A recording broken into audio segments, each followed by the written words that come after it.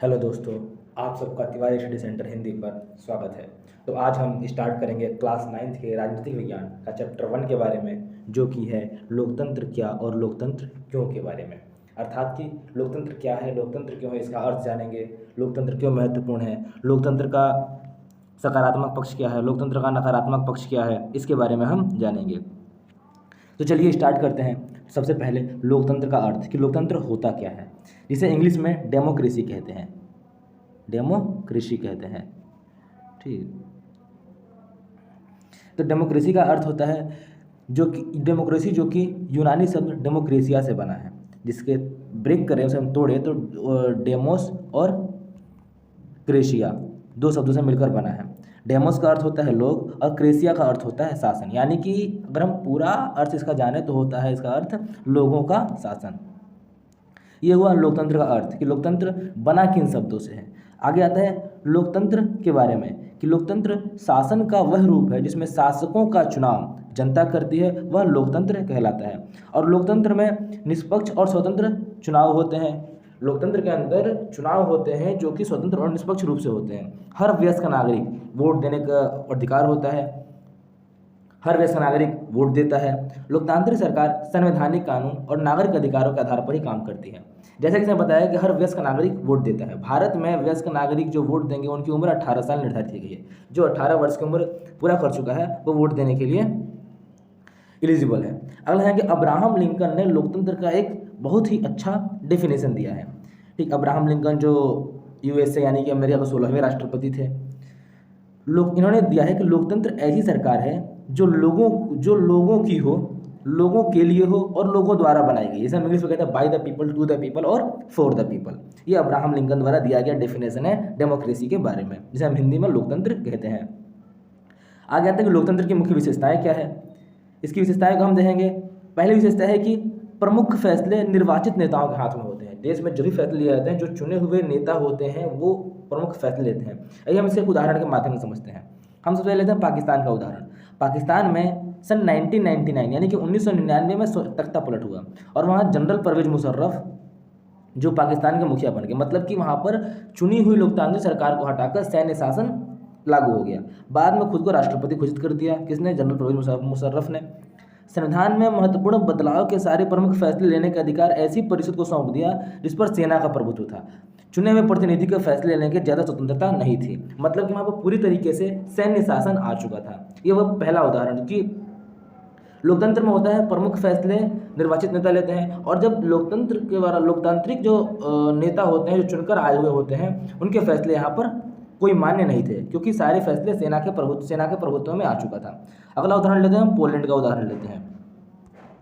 Poland का, तो Poland में कम्युनिस्ट शासन के दौरान महत्वपूर्ण फैसले सोवियत रूस द्वारा लिए जाते थे, ना कि पोलैंड के चुनी हुई सरकार के द्वारा। इसलिए लोकतंत्र में प्रमुख फैसले लेने की शक्ति लोगों द्वारा चुने हुए प्रतिनिधियों के पास ही होनी चाहिए। यही एक लोकतंत्र का सबसे प्रमुख और सबसे प्रभावशाली विशेषता है।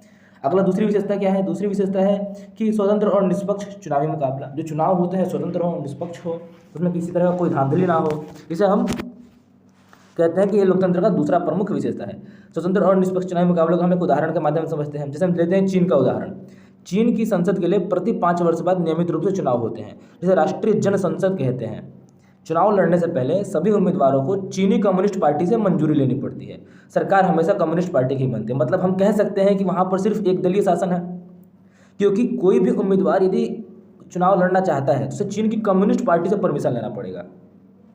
लेकिन ऐसा भारत में नहीं होता है, क्योंकि भारत क्या है, भारत में बहुदलीय शासन व्यवस्था है। कोई भी व्यक्ति चाहे अपना दल बना के, अपना पार्टी बना के चुनाव में लड़ सकता है। अगर कोई पार्टी नहीं बन पा रही है तो वो निर्दलीय भी चुनाव लड़ सकता है। निर्दलीय अर्थात कि बिना किसी दल के। अगला हम मैक्सिको का उदाहरण लेते हैं। मैक्सिको में हर 6 साल में राष्ट्रपति के चुनाव होते हैं। वहाँ कभी तानाशाही, कभी फौजी शासन की स्थापना नहीं हुई, परंतु हर बार PRI नामक राजनीतिक संगठन ही चुनाव जीतता है। वहाँ विपक्षी दल थे, परंतु चुनाव पूर्ण रूप से इस पार्टी के नियंत्रण में होता था। यहाँ तक कि विद्यार्थियों को कहा जाता था कि वह अपने पेरेंट्स से कहें केवल PRI के लिए ही वोट करें। मीडिया, सरकारी मशीनरी, सरकारी कर्मचारी, सभी लोग PRI के लिए कार्य करना पड़ता था। इसलिए केवल चुनाव करवा देना ही पर्याप्त नहीं है। चुनाव स्वतंत्र हो, निष्पक्ष हो, उचित मुकाबला हो, उसमें किसी प्रकार की कोई अव्यवस्था ना हो। ये एक लोकतंत्र की विशेषता है। अगला आता है एक व्यक्ति एक वोट। मतलब कि एक व्यक्ति जो होगा उसकी वोट की वैल्यू सिर्फ एक होगी। अगर वो भारत के चाहे वो राष्ट्रपति हो चाहे वो भारत का आम नागरिक हो, उसके वोट की वैल्यू मात्र एक होगी। हालांकि विश्व के ज़्यादातर लोकतांत्रिक देशों ने सार्वभौमिक वयस्क मताधिकार के सिद्धांत को स्वीकार कर लिया है आज के डेट में, परंतु आज भी विश्व के अनेक देश में सभी लोगों को समान मतदान का अधिकार नहीं दिया गया। भारत एक इकलौता ऐसा देश है जो कि आज़ादी के तुरंत बाद सभी को वोट डालने का अधिकार दे दिया है, जो एक अपने वयस्क की आयु पूरी कर चुके हैं। यानी कि वो महिला हो, पुरुष हो, अमीर हो, गरीब हो, किसी भी लिंग के हो, मतलब कि महिला हो, पुरुष हो, कोई भी हो, सबको वोट डालने का अधिकार था। लेकिन अधिकतर देश इस प्रक्रिया को अपने आज़ादी के तुरंत बाद ही फॉलो नहीं कर पाए थे। जब उस समय भारत ने जब ये परंपरा अपनाया था तो विश्व के कई सारे दिग्गजों ने यह भी कहा था कि भारत इस परंपरा को बहुत आगे तक नहीं ले जा पाएगा। लेकिन आज आज़ादी का हमारे लगभग 75 साल से अधिक हो सका समय हो गया है और हम आज तक इस परंपरा को फॉलो करते हुए आ रहे हैं। ठीक, तो आगे देखते हैं, हम इसे उदाहरण के माध्यम से समझते हैं। कुछ समय पूर्व सऊदी अरब में महिलाओं को वोट देने का अधिकार नहीं था।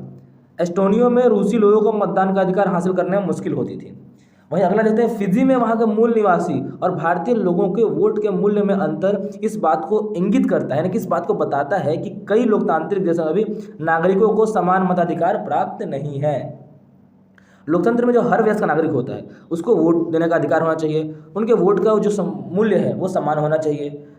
ठीक, इस तरीके से क्या होता है कि लोकतंत्र में एक व्यक्ति की वोट की वैल्यू एक होती है, चाहे वो किसी संवैधानिक पद पर हो या किसी सामान्य नागरिक हो।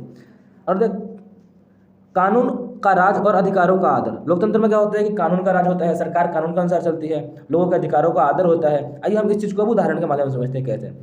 जिम्बाब्वे जो कि 1980 यानी 1980 में आज़ाद हुआ, ज़्यादातर समय रॉबर्ट मुगाबे का शासन रहा। वह एक लोकप्रिय नेता रहे हैं, परंतु चुनाव जीतने के लिए वो हर प्रकार से मीडिया, न्यायपालिका और हर उस संस्था को दबाया जिन्होंने उनकी सरकार का विरोध किया।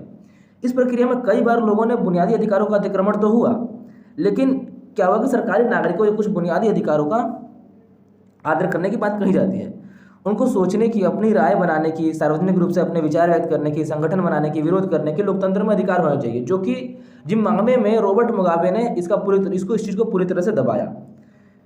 ठीक, इस प्रकार लोकतांत्रिक सरकार सिर्फ इसी कारण मनमानी नहीं कर सकती है कि उसने चुनाव जीता है, बल्कि उसने अल्पसंख्यक समूह को दी गई गारंटियों का भी आदर करना पड़ता है। उसने चुनाव के समय में लोगों के सामने जाकर जो वादे किए हैं उन वादों को आदर करना पड़ता है, उन गारंटियों का आदर करना पड़ता है। इसीलिए एक लोकतांत्रिक सरकार संवैधानिक कानून, नागरिक अधिकारों द्वारा खींची गई लक्ष्मण रेखाओं के भीतर ही काम करना पड़ता है। ठीक, अगर हम इसका थोड़ा समरी देख लें कि किस प्रकार से कि लोगों द्वारा चुने हुए शासकों द्वारा ही प्रमुख फैसले लिए जाते हैं। पहला, अगर हम जितना अब तक पढ़ा उसका ओवरव्यू देखेंगे तो चुनाव लोगों के लिए निष्पक्ष अवसर और इतने विकल्प उपलब्ध कराता है कि चाहे मौजूदा शासक को बदल सकते हैं। जाहिर सी बात है कि लोग क्या है कि लोग चुने हुए और लोग अपने वोट के अधिकार के माध्यम से सरकार को बदल सकते हैं। यह विकल्प और अवसर सभी लोगों को समान रूप से उपलब्ध हों। इस चुनाव से बनी सरकार संविधान द्वारा बुनियादी कानून और नागरिक अधिकारों के दायरों को मानते हुए काम करती है। सरकार दो तरीके की होती है, लोकतांत्रिक सरकार और गैर लोकतांत्रिक सरकार। तो सबसे पहले हम देखते हैं लोकतांत्रिक सरकार की क्या क्या विशेषताएं होती है। पहला है नागरिकों को भाषण देने व विचार व्यक्त करने की पूर्ण स्वतंत्रता होती है। लोकतांत्रिक सरकार में स्वतंत्र व निष्पक्ष रूप से चुनाव करने की व्यवस्था होती है।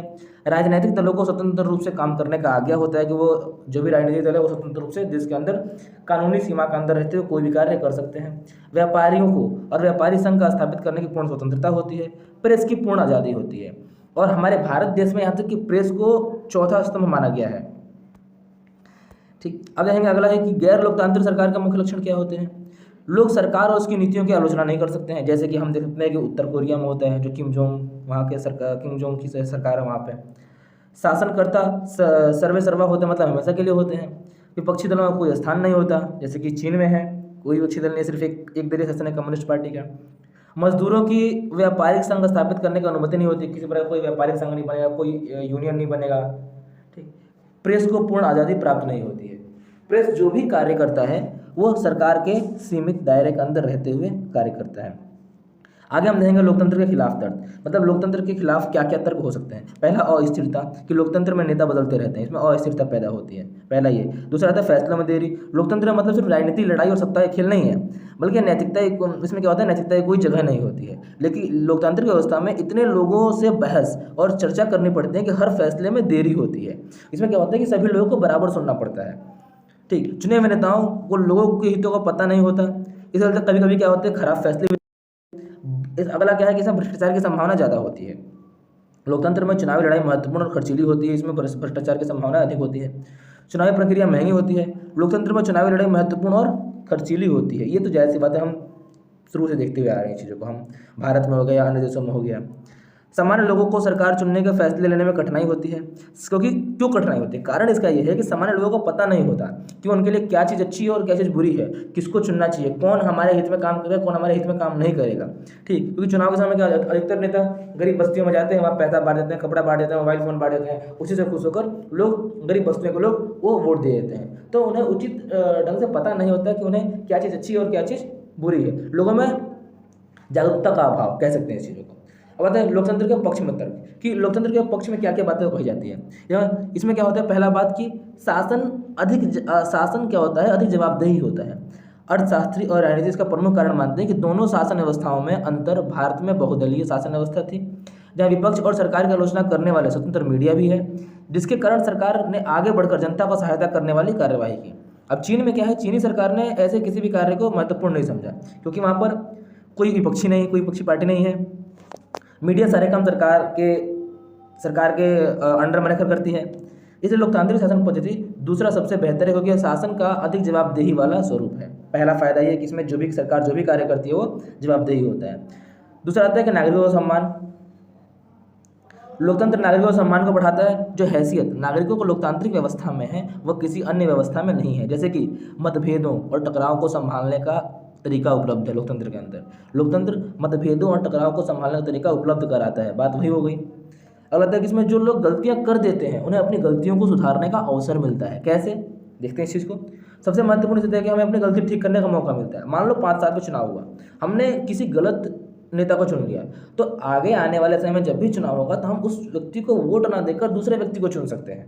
ये होता है कि हम अपनी गलती सुधारने का मौका मिलता है लोकतंत्र में। तो ये चैप्टर यहीं खत्म होता है।